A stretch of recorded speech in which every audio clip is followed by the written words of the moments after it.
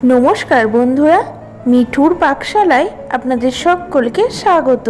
आज आमी आपनादेर साथे शेयर करब सब बांगालिर अति प्रिय रसगोल्लार रेसिपि। एकदम मिष्टिर दोकानेर मतो स्पंज नरम सादा रसगोल्ला एखन थेके आपनारा बाड़ीतेई बानिये निते पारेन। এই রেসিপিতে দেওয়া বেশ কিছু টিপস এন্ড ট্রিক্স ফলো করে আপনারাও তৈরি করে ফেলতে পারবেন এমন সুস্বাদু রসগোল্লা। তাহলে চলুন রেসিপিটা শুরু করা যাক। রসগোল্লা বানানোর জন্য সবার প্রথমে আমি একটা পাতলা শিরা তৈরি করে নেব। তার জন্য একটা পাত্রের মধ্যে দিয়ে দিলাম 1 কাপ পরিমাণ চিনি। এখানে 250 গ্রাম চিনি আছে। সেই সঙ্গে এই চিনির মধ্যে দিয়ে দেব 2 কাপ পরিমাণ জল। এরপর গ্যাসের ফ্লেমটাকে হাই করে দিয়ে চিনিটা গলে যাওয়া পর্যন্ত অপেক্ষা করতে হবে। দেখুন চিনিগুলো গলে গিয়ে শিরাটা ফুটতে শুরু করেছে। এখন এর মধ্যে দিয়ে দেব 2 চামচ দুধ। চিনির শিরার মধ্যে দুধটা দেওয়ার ফলে চিনির মধ্যে যত নোংরা থাকে সব এইভাবে এক জায়গায় জড়ো হতে থাকে। এগুলোকে তুলে ফেলে দিতে হবে। এইভাবে নোংরাগুলোকে তুলে ফেলে দেওয়ার পর দেখুন চিনির শিরাটা আস্তে আস্তে কেমন পরিষ্কার হয়ে যাচ্ছে। এইভাবে চিনির শিরা থেকে নোংরাটা 4 থেকে 5 বার তুলে ফেলে দিতে হবে। চিনির শিরা থেকে নোংরাগুলো তুলে দেওয়ার পর এখন দেখুন চিনির শিরাটা অনেকটাই পরিষ্কার হয়ে গেছে। এখন আমি গ্যাসের ফ্লেমটাকে অফ করে দিয়ে শিরাটাকে একটু ঠান্ডা হতে দেব। চিনির শিরাটা একটু ঠান্ডা হয়ে গেলে এই রকম একটা ছাঁকনির সাহায্যে শিরাটাকে ছেঁকে নেব, যাতে বাকি নোংরাগুলো এই ছাঁকনিতে আটকে যায়। এই চিনির শিরাটাকে ঘন করার কোনো প্রয়োজন নেই, এই রকম পাতলা শিরায় রাখতে হবে। রসগোল্লাগুলো বানানোর জন্য আমার বেশ কিছু শুকনো উপকরণের প্রয়োজন। যেমন এখানে আমি নিয়ে নিচ্ছি 1 টিস্পুন ময়দা, 1 টিস্পুন কর্নফ্লাওয়ার। কর্নফ্লাওয়ার না থাকলে অ্যারারুটও নিতে পারেন। নিয়ে নিচ্ছি 1 টিস্পুন সুজি, 1 টিস্পুন চিনি, আর নিয়ে নেব 2 চিমটি বেকিং পাউডার।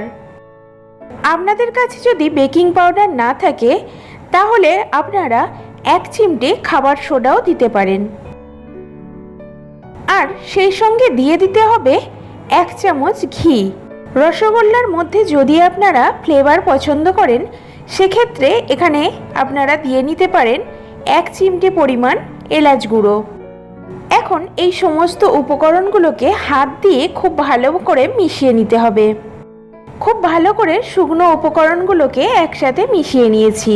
এবার এটাকে সাইডে সরিয়ে রেখে দেব। অপরদিকে এখানে আমি ছানা নিয়ে নিয়েছি 200 গ্রাম। এখানে 1 লিটার দুধের ছানা আছে। 1 লিটার দুধকে আমি জাল দিয়ে তার সাথে 2 চামচ ভিনিগার মিশিয়ে এই রকম ছানা কেটে নিয়েছি। এবার এই ছানাটাকে হাত দিয়ে এইভাবে ডলে ডলে মসৃণ করে নেব। ছানাটাকে ততক্ষণ এইভাবে ডলতে থাকবো যতক্ষণ না ছানাটা একদম স্মুথ আর সফট হচ্ছে। দেখুন ছানাটা আমি কিভাবে ডলছি। হাতের তালুর সাহায্যে প্রেস করে করে ছানাটাকে বেশ কিছুক্ষণ ধরে ডলে নেব। ছানাটাকে 3 মিনিট মতো এইভাবে ঘষে ঘষে ডলে নেওয়ার পর এখন দেখুন ছানাটা কতটা সফট আর স্মুথ হয়ে গেছে।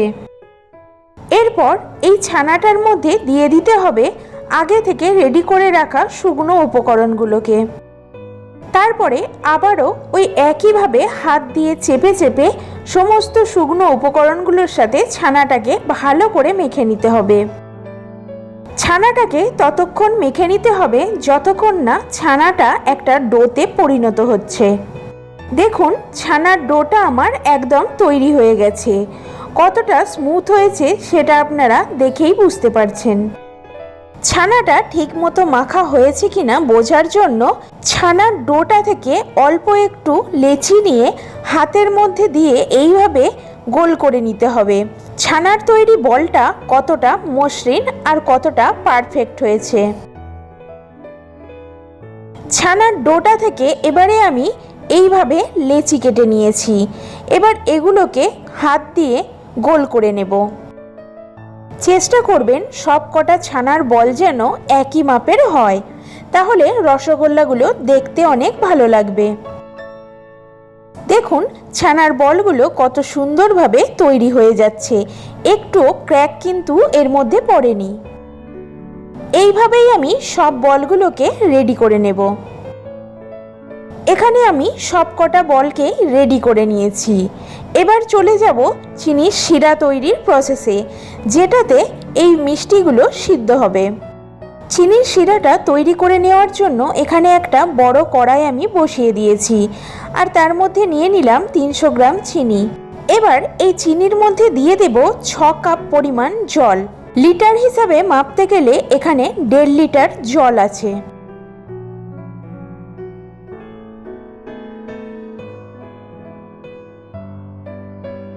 এবার এই চিনির শিরার মধ্যে দিয়ে দেব 4টে ছোট এলাচ। এটা দেওয়া অপশনাল, আপনারা না চাইলে না দিয়েও করতে পারেন। এখন চিনির শিরাটাকে গ্যাসের ফ্লেম হাই করে দিয়ে জাল দিয়ে নেব। বেশ কিছুক্ষণ পর চিনির শিরাটা যখন এইভাবে টকবক করে ফুটতে শুরু করবে, ঠিক সেই সময় ছানার তৈরি বলগুলোকে ঠিক চিনির শিরার মাঝখানে দিয়ে দিতে হবে। চিনির শিরাটা যেখান থেকে খুব বেশি জোরে ফুটতে শুরু করেছে, সেখানে বলগুলো দিলে বলগুলো আর আটকে যাওয়ার সম্ভাবনা থাকে না। আর দেখুন সাইডে কিভাবে সরে সরে যাচ্ছে। এইভাবেই সবকটা বলকে আমি চিনির শিরার মধ্যে দিয়ে দেব। আর বলগুলো এইভাবে দেওয়ার সময়ও গ্যাসের ফ্লেম কিন্তু হাইতেই রাখতে হবে, কোনোভাবেই গ্যাসের ফ্লেমকে এই সময় কমানো যাবে না।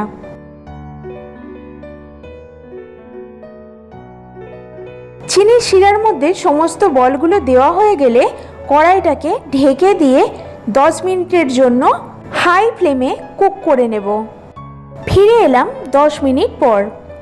ঢাকাটা খুলে এখন দেখা যাক মিষ্টিগুলো কত দূর হয়েছে। দেখুন মিষ্টিগুলো কিভাবে ফুলতে শুরু করেছে। এখন এই চিনির শিরার মধ্যে দিয়ে দেব ময়দা গোলা জল। এই ময়দা গুলে নেওয়া জলটা দিলে চিনির শিরার মধ্যে আরও বেশি ফেনা তৈরি হবে, আর মিষ্টিগুলো খুব ভালোভাবে কুক হবে। এখানে আমি হাফ চামচ ময়দার সাথে 2 চামচ জল মিশিয়ে নিয়েছি, আর সেই জলটাই এখন এখানে দিয়ে দেব। তারপর আবারও কড়াইয়ের ঢাকনা বন্ধ করে 10 মিনিটের জন্য কুক করে নিতে হবে। ফিরে এলাম 10 মিনিট পর। মিষ্টিগুলোকে আমি টোটাল 20 মিনিট সিদ্ধ করে নিয়েছি।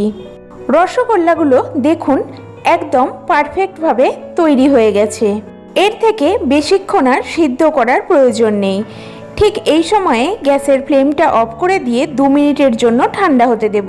তারপর রসগোল্লাগুলোকে তুলে নিয়ে পাতলা যে শিরাটা করেছিলাম তার মধ্যে দিয়ে দেব। 2 মিনিট হয়ে গেছে। এখন মিষ্টিগুলোকে তুলে নিয়ে পাতলা এই শিরার মধ্যে দিয়ে দেব। এই পাতলা শিরাটার মধ্যে মিষ্টিগুলোকে 7 থেকে 8 ঘন্টা মতো রেখে দেব। তারপরে এগুলোকে পরিবেশন করব।